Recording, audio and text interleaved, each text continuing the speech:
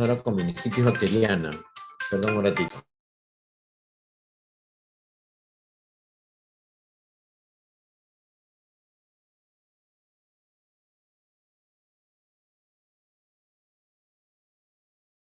Seguir con meningitis bacteriana. Recuerden, por favor, que las meningitis en general, o sea, las meningitis y la meningoencefalitis tienen un comportamiento parecido.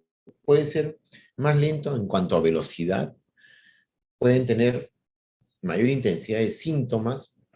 Por ejemplo, las meningitis criptococócicas son crónicas, las meningitis tuberculosas son subagudas, ¿no? Pueden más de 15 días, y las meningitis bacterianas agudas por estreptococo, por neumococo, por meningococo, son de inicio corto, de 2 o 3 días de evolución, ¿de acuerdo? Pero todas tienen, ¿qué cosa? Cefalea, fiebre, náuseas, vómitos explosivos y trastorno del sensorio. Como digo, unos con más velocidad que otros, pero es más o menos cómo se presenta. Vámonos por las meningitis, ¿de acuerdo? Vean ustedes, ¿no? Hay meningitis virales, hay meningitis bacterianas, el típico es el meningococo, para decir meningitis, hay meningitis por hongos, el criptococo, y hay otras meningitis, por ejemplo, las virales, que se pueden confundir también con encefalitis. Y hay otras causas de meningitis, por ejemplo, la meningitis tuberculosa, ¿de acuerdo? Puede haber, no necesariamente meningitis, pero sí puede haber neurobrucelosis, por ejemplo, ¿no? Muy bien. Las meningitis bacterianas son una infección aguda, ¿no? Supurativa, que está localizada dentro del espacio subaracnoideo, que pueden, como ya les decía, estar acompañadas de disminución de la conciencia, convulsiones, aumento de la presión intracerebral y accidentes cerebrovasculares. Ahora, estos accidentes cerebrovasculares pueden ser, usualmente presentarse por vasculitis, ¿de acuerdo? Un proceso inflamatorio del sistema vascular cerebral.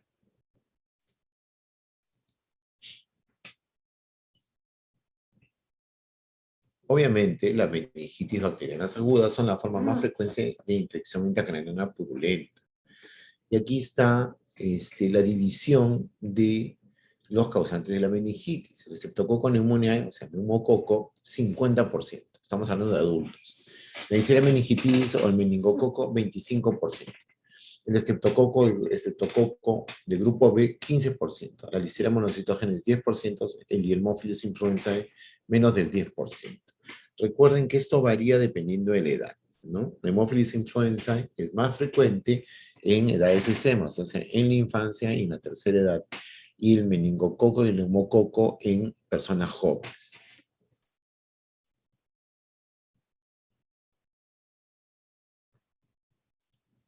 Muy bien. Recuerden también que la gran mayoría, por no decir todas las infecciones del sistema nervioso central, ingresan por la nasofaringe, ¿de acuerdo? De ahí van al torrente sanguíneo, ¿no? Hay bacterias que van a eludir la fagocitosis, llegan a los plexos coroideos y en el líquido cefalorraquídeo las bacterias se multiplican rápidamente. ¿Por qué? Porque hay poca cantidad de células en el líquido cefalorraquídeo. Eso desata una reacción inflamatoria, lo cual va a producir un exudado purulento, ¿de acuerdo? En el espacio subaracnoideo y como consecuencia inflamación meningia, ¿no? Ahí ya, habiendo la reacción inflamatoria, vamos a tener que se secreta el factor de necrosis tumoral, la interleuquina 1, ¿de acuerdo? Y esto aumenta la permeabilidad de la barrera hematoencefálica.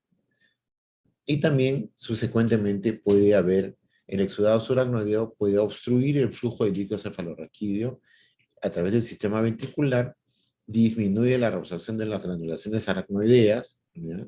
Y produce una hidrocefalia obstructiva y comunicante. Debo decir, va a producir edema vasogénico, que es de origen inflamatorio, y un edema intersticial por una obstrucción mecánica.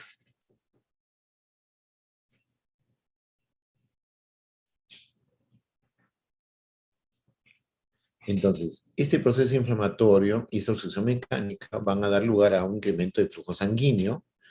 También secundariamente va a haber una disminución de dicho flujo y va a haber pérdida de la autorregulación cerebrovascular. Es decir, van a cambiar la presión intracerebral, la distribución del flujo, ¿no? Entonces, este exudado purulento, que ya les dije que porque hay una gran reproducción de bacterias en el líquido cefalorraquídeo, ¿no? Va a producir un estrechamiento de los vasos sanguíneos y va a producir al mismo tiempo edema. Entonces, al aumentar la presión intracerebral o intracraniana, va a conducir a trastorno del sensorio. Y si hay un estrechamiento de los vasos sanguíneos por un proceso inflamatorio, es decir, una vasculitis, puede desarrollarse la isquemia o infarto en la succión de las arterias, sobre todo de la cerebral media. Recuerdan que les dije que la arteria que más frecuentemente es afectada en los accidentes cerebrovasculares es la cerebral media, bueno, también en las meningitis. El estreptococo neumonía, recuerden, es el que más frecuentemente causa meningitis en adultos mayores, perdón, en jóvenes mayores, ¿no? En jóvenes adultos, ¿no? La Neisseria meningitis lo produce en un 25% de los casos, ¿no? Pero es más frecuente en niños y adultos jóvenes, como yo les dije, en las edades extremas, ¿no? En la infancia. 60% en niños, 25% de todas las meningitis bacterianas. Y va a producir lo que también se llama las petequias o zonas púrpura en la piel.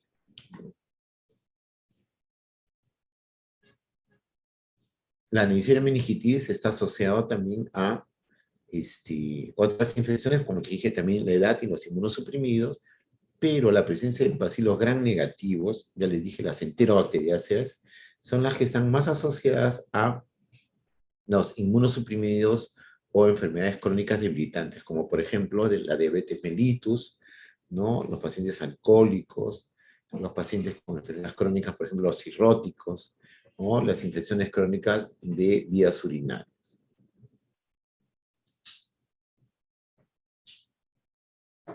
Ahí tenemos otro grupo de bacterias, por ejemplo, el streptococo de grupo beta, predominantemente en neonatos, ¿no? Listeria monocitógenes en neonatos, embarazadas y personas mayores de 60 años, en inmunosuprimidos, el Haemophilus influenza en niños y adultos sin vacunar, y el estafilococo dorado y el estafilococo colasa negativo en pacientes que han sido sometidos a intervenciones neuroquirúrgicas. ¿Cuáles son los factores de riesgo para desarrollar una meningitis bacteriana?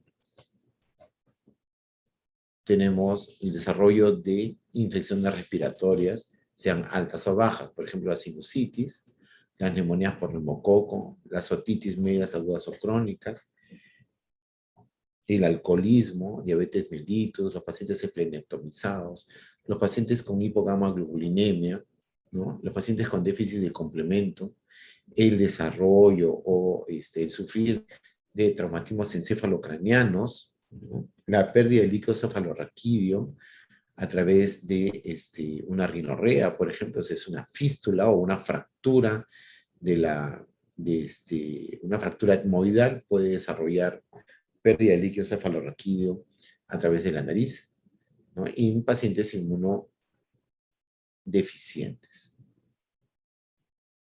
¿Cuáles son las manifestaciones clínicas del paciente con meningitis?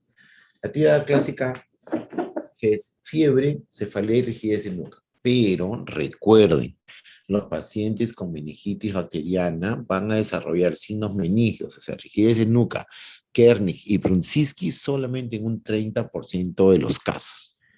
Lo que sí es más frecuente es fiebre y cefalea. En un 75% de los casos va a haber una disminución del nivel de conciencia. O sea, el paciente puede mostrarse soporoso, estuporoso o llegar al coma. ¿Cuáles son los síntomas comunes? Náuseas, vómitos y fotofobia. Y las convulsiones pueden presentarse en 20 a 40% de las personas en los estadios iniciales. Obviamente hay aumento de la presión intracraniana, por lo tanto puede haber hipertensión intracraniana. Recuerden que las meningitis meningocócicas son de evolución rápida, 24 a 48 horas, máximo 72, ¿no? Estamos hablando de las meningitis meningocócicas y las meningitis neumocócicas que van precedidos de una infección respiratoria previa, ¿no? Una sinusitis, otitis, rinitis, ¿no? Infecciones de senos paranasales o una endocarditis.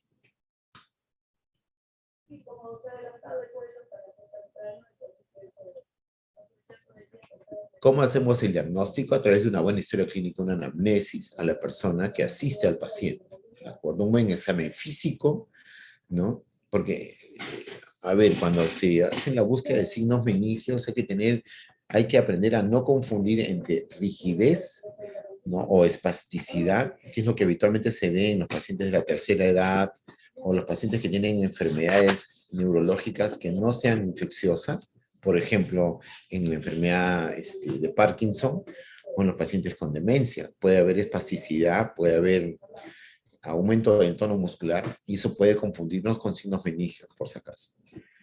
También hay que hacer estudios de neuroimagen. Acuérdense que siempre les enseño a ustedes que tienen que hacer lo básico: hemograma, bioquímica, glucosa, urea, creatinina, electrolitos, un examen de orina, una placa de tórax, buscando cuál es el otro foco, ¿no? Y finalmente los estudios de líquido cefalorraquídeo. Eso es lo que les mencionaba, ¿no? Ven ustedes en la imagen en medio el signo de Brunziski, cuando el operador flexiona la cabeza del enfermo, los miembros inferiores se flexionan rápidamente. Y el signo de Kerning es tratar de estirar la articulación de la rodilla y el paciente va a levantarse, ¿no? O sea, el otro miembro también se va a levantar. O sea, rigidez de nuca, ¿no? El signo de Brunziski y el signo de Kerning. Como ya les mencioné, entre los otros estudios adicionales, hay que pedir una radiografía de tórax. Recuerden que la enfermedad por Streptococcus pneumoniae está precedida por una enfermedad respiratoria, ¿no? Radiografía de los senos paranasales, la tomografía computada, que ya les dije, y la resonancia magnética, por si acaso, ¿no? En el estudio de líquido cefalorraquídeo, se hacen, ¿no?, el paciente en decúbito lateral, ¿no?, en posición fetal, si es posible que el paciente con sus manos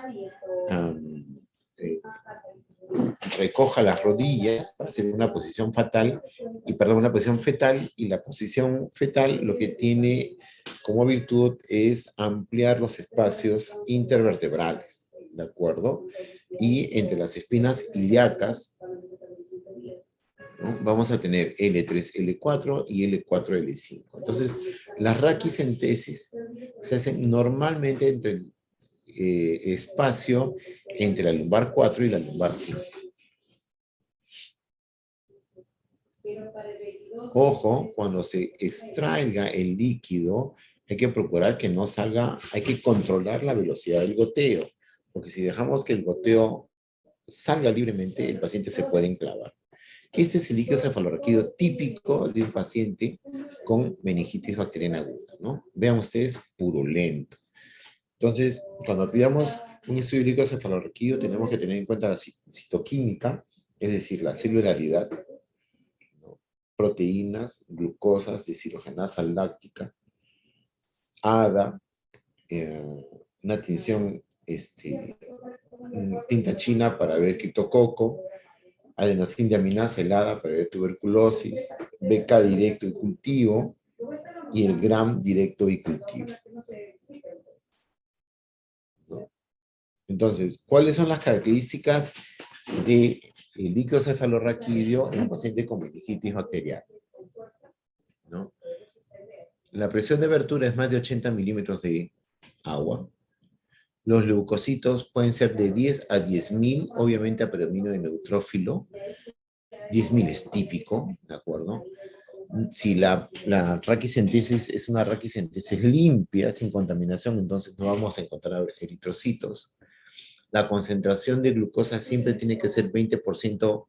Normalmente se tiene que comparar con la glucosa, con la glicemia, ¿no? Y no puede pasar de 20% de disminución de la glucosa cuando comparamos la glicemia central con la glicemia líquido, con la glucosa de líquido cefalorraquídeo, ¿no? También tenemos que va a haber aumento en las proteínas, ¿no? Entonces vamos a tener hipoglicorraquia e hiperproteinorraquia, ¿no? Si hacemos un GRAM directo, el 60% va a ser positivo. Si hacemos un cultivo, el 80% va a ser positivo. También puede pedirse aglutinaciones, pero lo más frecuente es la tinción Gram, ¿no? Y el cultivo, ¿no?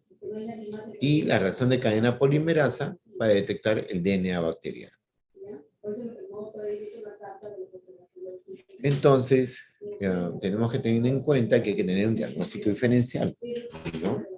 En trastornos no infecciosos, típico, ¿no? La hemorragia subaracnoidea, ¿no? En otros tipos de meningitis, una meningitis o meningoencefalitis vírica, pero para eso tenemos los líquidos cefalorraquídeos que son completamente diferentes. Vamos a tener leucocitos a predominio de monocitos y linfocitos, pero en el resto no vamos a tener este líquido así purulento, sino cristal de roca, ¿no? Y igual vamos a tener hipoglicorraquia e hiperproteinorraquia. También tenemos que tener en cuenta otras infecciones focales del sistema nervioso central, por ejemplo, los enfimas subdurales, ¿no? Las colecciones epidurales o enfimas epidurales y los abscesos encefálicos, ¿de acuerdo? Que es sumamente grave. También tenemos que tener en cuenta que pueden haber otras meningitis, ¿no? Meningitis neoplásicas o químicas, y meningitis por hipersensibilidad producida por fármacos, la meningitis carcinomatosa también. ¿Cuál es el tratamiento? Hay que tener en cuenta que las meningitis son procesos infecciosos que son una urgencia médica, perdón.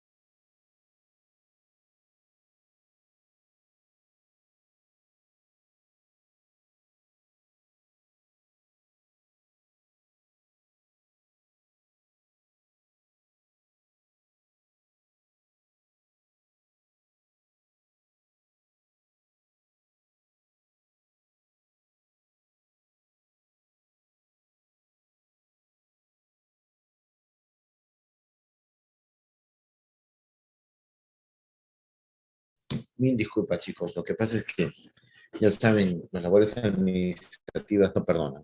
Muy bien, el tratamiento tienen que recordar que toda meningitis es una emergencia médica. Y el término es mal, ¿no? Porque la emergencia es la que pone en riesgo la vida del paciente, la vida y la salud del paciente.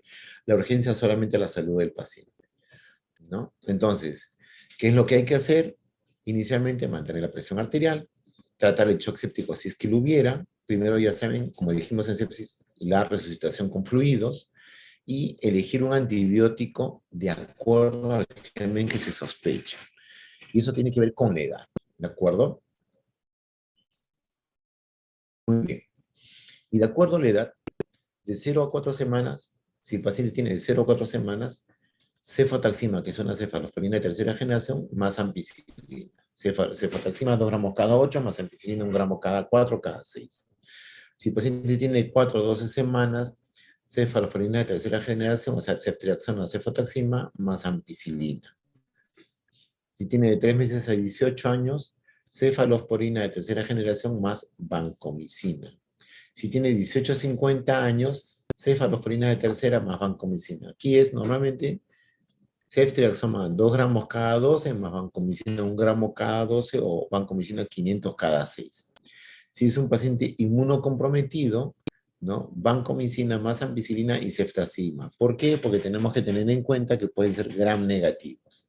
Si hay una fractura de la base del cráneo, una céfalo de tercera generación, más vancomicina. Y si es un TEC o posterior a procedimientos neuroquirúrgicos, entonces vancomicina más ceftazima porque puede ser gram negativos. Muy bien. Ahora, de acuerdo a la terapia antimicrobiana, ¿no? Ya no vamos a tener en cuenta la edad, sino el germen que afecta al paciente, ¿no? Si Si tenemos Neisseria meningitis, o sea, una meningitis por meningococo, uso de penicilina G o ampicilina, o ceftriaxona o cefotaxima. Que, si ustedes me preguntan, ¿qué le diría yo? ¿Qué le daría yo?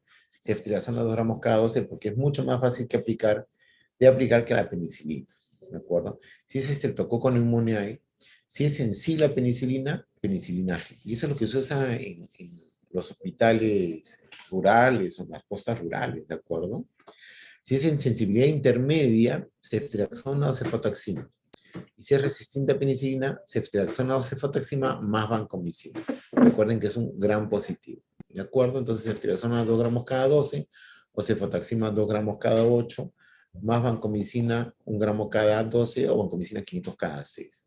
Si es un bacilo gran negativo, acuérdense, usualmente son las enterobacterias, ¿no? Ceftriaxona o cefotaxima. Si es una pseudomona, ya se tiene que usar antiseudomoniásicos. Ceftazidima o cefepime o meropenem.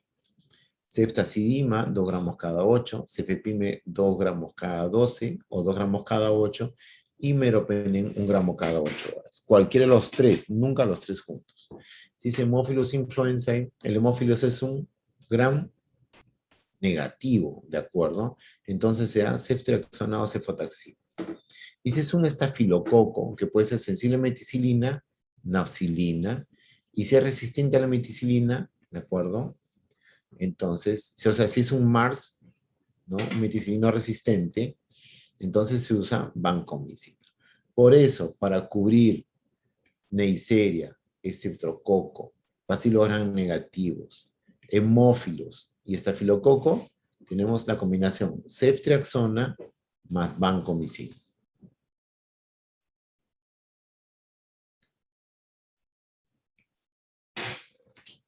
Tratamiento corticoides, ¿de acuerdo? Los corticoides van a disminuir la reacción inflamatoria y por lo tanto la vasculitis. Si hay hipertensión ucraniana, ¿no? Se eleva la cabeza del paciente de 33 a 45 grados, se hiperventila al paciente para disminuir el edema cerebral o se puede hacer manitol o cualquiera de las tres. ¿Cuál es el pronóstico? Aquí tenemos la mortalidad. Si es un Haemophilus influenzae o meningococo o estreptococo el grupo B, de 3 a 7% de mortalidad. Si es Listeria monocitógenes, 15% de mortalidad. Y si es estreptococo pneumoniae, 20% de mortalidad.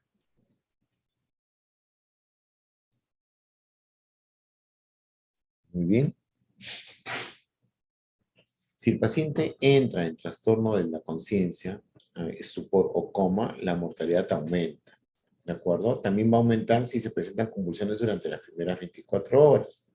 Si hay signos de hipertensión intracraniana, si la edad es muy temprana o mayor de 50 años, si tiene enfermedades concomitantes, es decir, la comorbilidad es mayor, si hay retraso en la administración de tratamiento.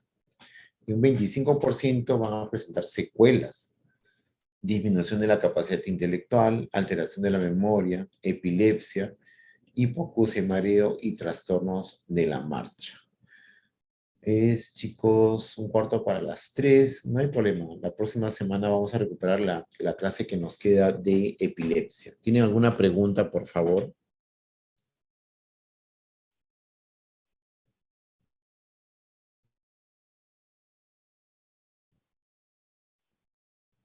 ¿Tienen alguna pregunta, chicos? Muy bien, entonces quedamos para las clases teóricas. Las seguimos, como siempre, la próxima semana, lunes y martes, y con cada quien a su grupo de práctica a partir de las 3:30.